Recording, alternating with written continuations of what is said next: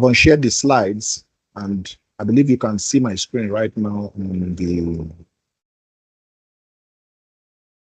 question and answer that relates practically to chapter 3. Chapter 3. So, by way of starting, November, like we said earlier, we'll be looking at 22 diets from November 2014 to May 2025. So every question that tests each chapter, we'll be examining it, and we'll be speaking to how to answer them, and also looking at the trajectory, the trend. So please take note of it as we answer these questions. They are very critical sessions in addressing the strategy on how to approach and answer questions. What, how to write, how to earn the marks, the marking key, and all that. So please take note of these sessions. And after each chapter, we'll be sharing the past questions that relate to those chapters, so that as you read, you also practice these questions. They are very important. You have to be exam ready even as you are reading. You have to keep being exam ready. And not just reading for knowledge. Yes, knowledge is good, but then you apply it in practice. But primarily our goal is to pass. Have it at the back of your mind. Your goal first, number one, is to pass the exams. And number two is to understand the subject. So, but then you need to understand the subject before you be able to pass the exams. But primarily, please, passing should be your key. And by now, I believe most of us have written our scores. I have a goal when I write an exam. I write the score, maybe behind a sheet of paper or your journal or your notebook or something. Write the score. I want to score 80. So that will prompt you to work hard. But having a goal to say, I just want to have 50 and pass, that's like under, how will I put it now? I want to use the right word, under maximizing your potential.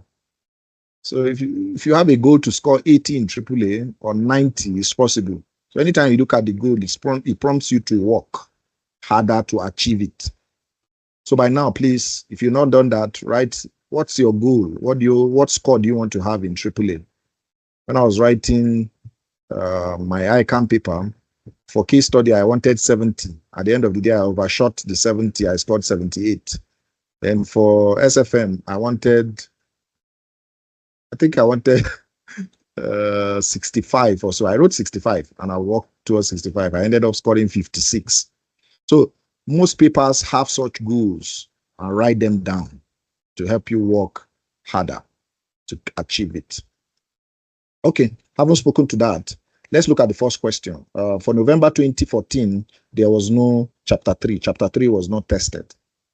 Then for May 2015, it tested expressly the ICAN Professional Code of Conduct and Guide for Members. So it reads, ICAN has an ethical guide, its professional code of conduct and guide for members. These rules are applicable to all members. If these rules are not complied with, disciplinary action may result, which could lead to a reprimand, fine, or delisting. All right, so we are required to A, explain why you think ICAN's fundamental principles are so important to auditing. It's a 6-mark question. B, explain how a member can demonstrate that he is truly independent in carrying out the work he performs and why it's important that he should do so. Another 6 marks. Both command words, explain. Okay. Number C, set out the circumstances under which it is permissible to disclose confidential clients' information. Set out the circumstances. That is an 8-mark question. So we have 20 marks in total. So we need to take note of that. So it's a direct question. But in this dispensation, I'm not sure we're going to have such questions. Of course, a case study could come up with this same requirement.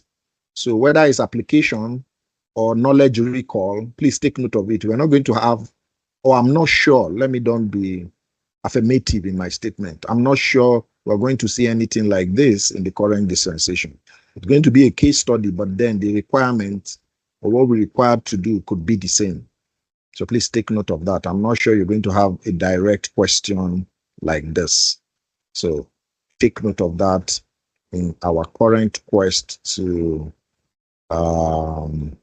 read and also understand how to reach out and grasp the examiner's questions. Okay, so in looking at that question, let's provide a context on how to address it. It's a straightforward it's a straightforward test for me of a candidate's knowledge on the fundamental principles of ethic or ethical standards, as well as the enforcement mechanisms and penalties set by ICAN. So if you look at the examiner's report, even before we address the question, which I like doing, said the question test, okay, you look at the examiner's report, it noted the high attempt rate and good performance. Yeah, I think indicating that it's a core topic that is well understood by most students. Yes, even from the lectures, you'll see that. The question is a knowledge-based one, requiring recall of specific concepts. And that's why I said it may not be tested in this way directly. So those specific concepts of the ICAN Code of Professional Conduct may not be tested, but they may be coined into case studies. So please take note of that practically in our preparation. So when you are reading or practicing this question, don't just maybe memorize the concepts. Good, memorize the concepts to be able to apply them in case study scenarios. So expect more of case study scenarios. This is very important. So in writing these kind of questions, remember the command words in what to write and how to write. Remember the command words: analyze and evaluate. Analyze and evaluate.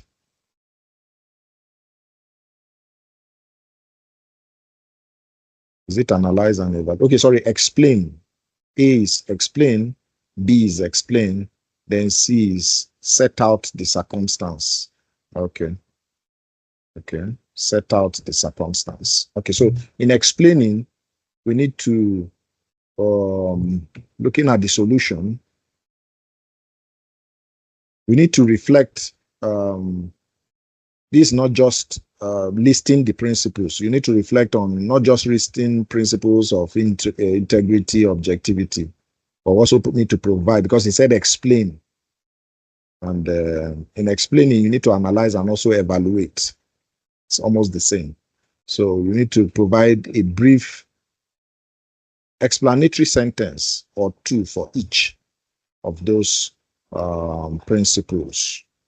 Very, very key. Sorry, sir. Yes, please.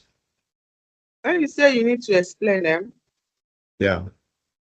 Is this something like giving a brief explanation, like definition of what independence means, then possibly setting a little example about it? Exactly. Or a scenario about it? Exactly. Okay, thank you. That's what it means. Thank you. Exactly. So to earn your full marks for that, you should state the principle and there clearly explain what it means in a professional context. So like she said, provide a brief example. Yeah, that will suffice. That example will provide that professional context to get that clear mark. Get that clear mark. Very important. So take note of that to help you in providing context to that analogy.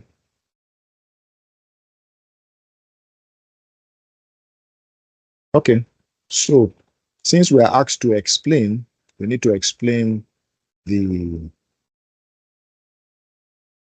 fundamental principles. Then for the B part, we need to explain how a member can demonstrate that he is truly independent or carrying out the work he performs and why it is important that he does so.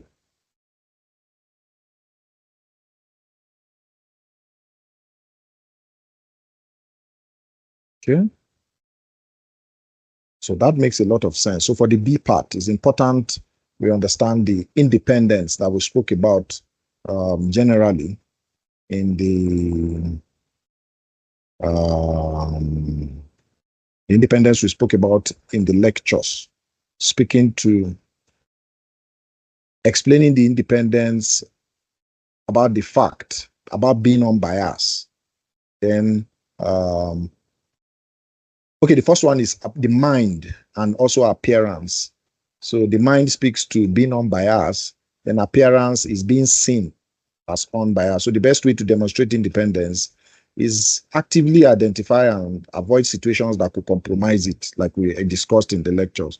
So we need to list specific examples, like UK opined in Part A, of safeguards and threats to independence, as like fee dependency on the client.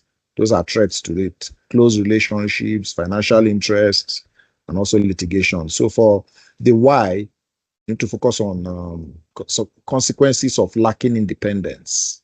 So loss of credibility for the profession are those consequences, and also legal liability for the auditor. So independence is very important.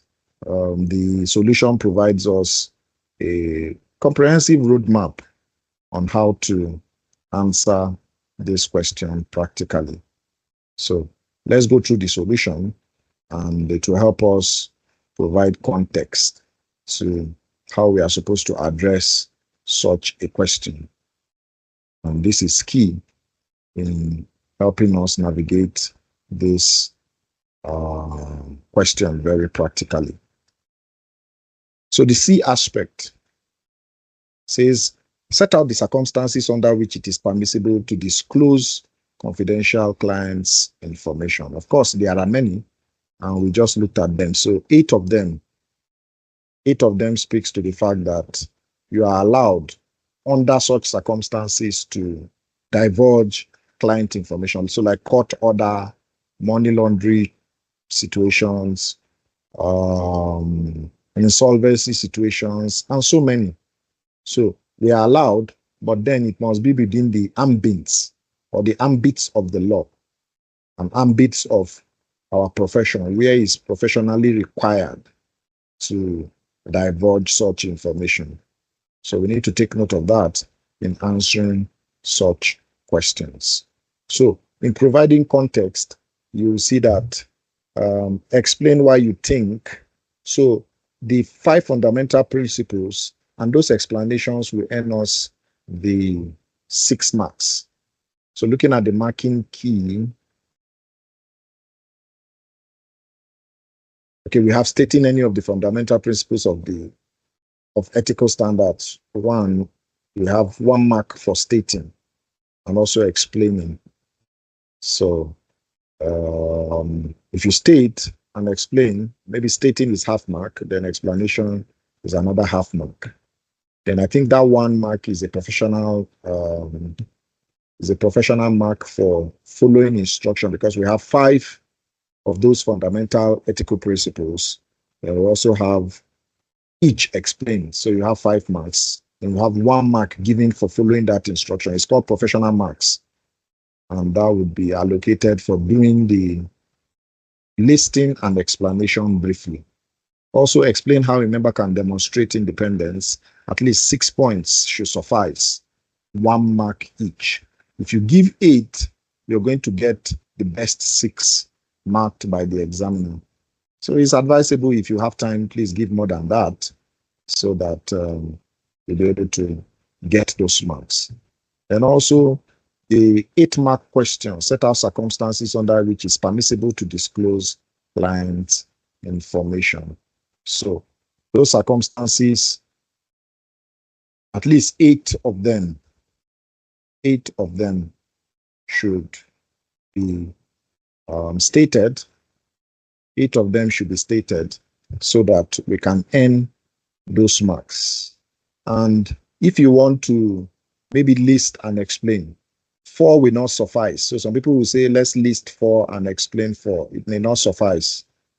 So it's good and it's important that we give at least 8 brief explanation, bullet point, because he says set out.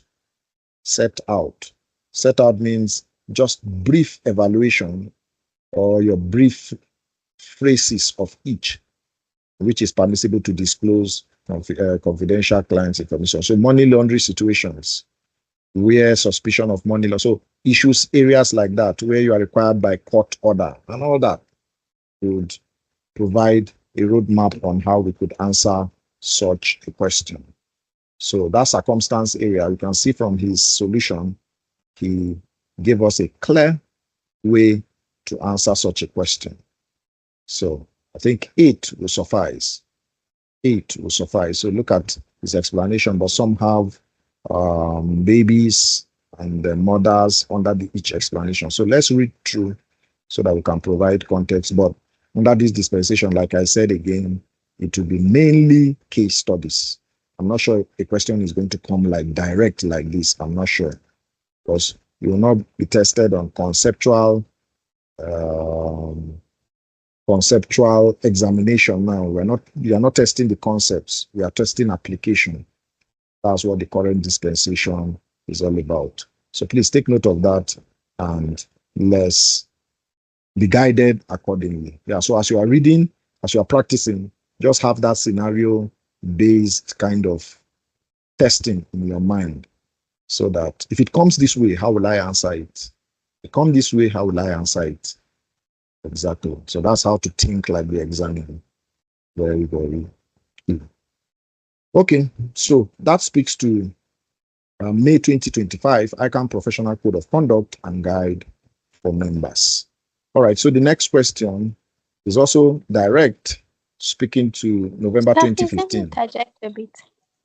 Yes, please. Please freely interject. Sorry, the C part of that question, I could only grab money laundry, solvency situation, court order, and you said 8. I can't even think of anything other than that. Okay, so you need to go through the solution. Just so you can see.